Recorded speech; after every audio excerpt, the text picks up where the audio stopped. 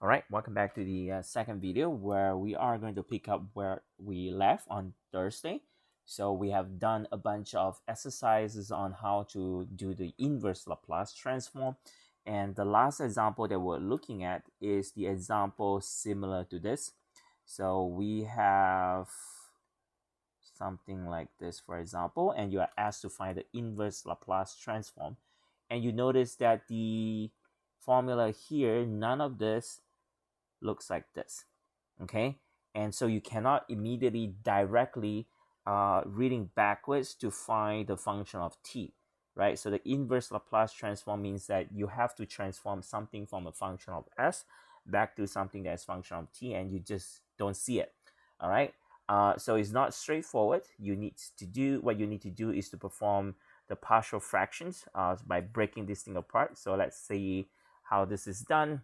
So this is, by the way, is going to be the method that we are going to use in this section. So remember that if you look at the this introductions that you have in the first videos, where we talk about we not solving differential equation using derivative or integral. Instead, we change it into a problem in algebra and solve the algebra problem to get the solution. The so-called solving the algebra problem is the one that you're seeing right now, which means that if you have something that looks like this, which one is it? So I believe s plus 1, okay, and then s minus 2.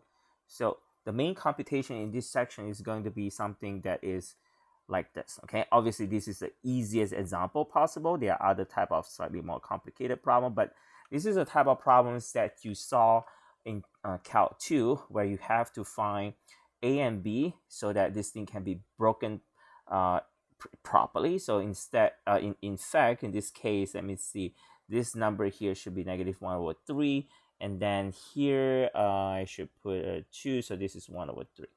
Okay, all right, so this is called the method of partial fractions. So let's review that a little bit, because once we got into this, right, we're able to break this into this two part, and the inverse Laplace transform of this particular expression over here is now going to be negative 1 over 3, the inverse Laplace transform of 1 over s minus minus 1, and plus 1 over 3, the Laplace inverse transform of 1 over s minus 2. Again, we can take the negative 1 over 3 and 1 over 3 out, because the inverse Laplace transform, just like the Laplace transform itself, is linear. And now you read the table, you would see this is going to be the table over here. So you see that s minus alpha, in fact, this is the one that we're going to use. Okay, so s minus alpha, this is going to be alpha. So that gives us alpha over here. So this is minus t, and then plus 1 over 3 e to t. So now we know how to perform the inverse Laplace transform. Okay, now a few more things, just a very quick one. The idea of the partial fraction methods is that, so first of all, we have to look at the what we call rational functions. So rational functions is the functions that can be written as something divided by something, but it's not any kind of stuff that just dividing each other, but this part right here has to be polynomial, and then this part right here has to be polynomial. So if you have expressions like s squared plus 1 over s squared plus 2s plus 2, right? This is an example of a rational function. If you have something like es over cosine s, that is not a rational function. All right, so you learn in Calc 2 that rational functions can be broken apart, but there's some rule, right? So the rule is that, first of all, let's give you one example here. So let's say you have something like this. Okay, so let's say, let me factor out nicely so that we don't have to worry about that too much. So let's say this is 5 and that's 1. Okay, so the bottom part is basically a polynomial of degree 2, right? Because if you expand it out, it started with s squared, right? So this is basically s plus 1, s squared, right? And then plus 4s, right? And then minus 5. So if you see something like that, you know it's a rational functions, and you can factor it into something that looks like this. And then now in Calc 2, you know that this one here, if it's a degree 1 polynomial, this is a degree 2 polynomial, you can immediately split them into this. All right, you can split them into this, and all right, so let me say that again. The degree is important. So here, this is a degree 1 polynomial in the numerator. This is degree 2. So if it's like that, you don't have to do long division or anything like that. You just split them, okay? The way you split them is that here, if you split it into linear factors, so these are the polynomial of degree 1. So on top of this, you just need to put polynomial of degree that is 1 less than this one. So because this is degree 1 polynomial, so on top you just need a number, okay? So after that, you can cross multiply, right? S plus 1 is equals to A, and then this is S minus 1 plus B, and then this is S plus 5, right? You can cross multiply and substitute S equal to 1, substitute S equal to -5 to figure out what are the A and B. So you have seen it before, okay? Because this is basically the example that you saw earlier, which is this one. Okay, so what else? What are the things that you haven't seen? So eventually we'll review all of that because since this is the method. But before we do that, I just want to show you another example that's going to be a little bit different. Okay, so this is a second example, which is something that say looks like this. So this is s squared plus 9, and then here this is s plus 2. Okay, so this is what we call rational functions, where the method of partial fraction will works. Okay, remember that if you have something like that, it will never works because partial fraction is not designed to do a breaking for a function that looks like this. This is not what we are going to deal with. Okay, so we're going to deal with polynomial divided by polynomial, and polynomial have degrees, the highest power. For example, here degree 1. This one here, if you multiply it out, you don't have to, but you can imagine if you multiply out, I don't think it's too difficult to see this is degree 3 polynomial. So if the top has lower degree than the bottom, you can split them immediately like this, okay? Split them, s squared plus 9, s plus 2. And here, this is a degree 2 polynomial. So on top has to be 1 degree less than it. So that will be a polynomial like this. And this is a degree 1 polynomial. On top of it is 1 degree less than it. So it's just a constant. So we got into here.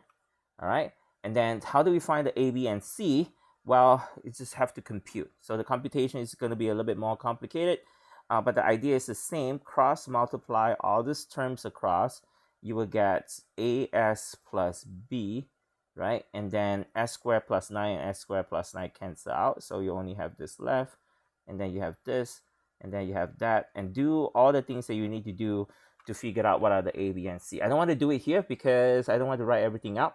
But I will show you in the notes that in a minute, like how all this computation is done. But the key idea is that degree 2 polynomial at the bottom, 1 degree less than it, this is now this. So this is different from what we have earlier. The one that we have earlier are just number and number.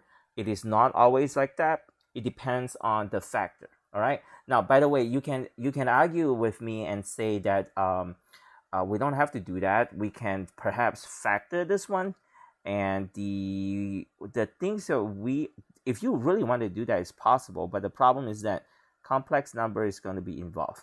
So we don't want to use complex number. So for us, we only restrict ourselves in the real numbers. You know that s squared plus 9 cannot be factored. S squared minus 9 can be factored. Obviously, this is the s minus 3, s plus 3. But s squared plus 9 cannot be factored. So just wanted to point this thing out because you learned it before. This is in Calc 2. But yeah, so if you only allow yourself to use a real number, s squared plus 9 is really unfactorable. Therefore, you cannot break them further apart. and you have to stop here, and then you have to have the AS plus B over here. Now, another things that you learn in Calc 2, which seldom happen here because we don't want you to worry too much about all this kind of stuff, is that if I have s squared plus 1, let's say, and then s minus 1 and s plus 2, okay? Let's say I have an example like that. Now, in this case, you cannot do this right away. I hope you still remember. If you do it right away like that, it will not work.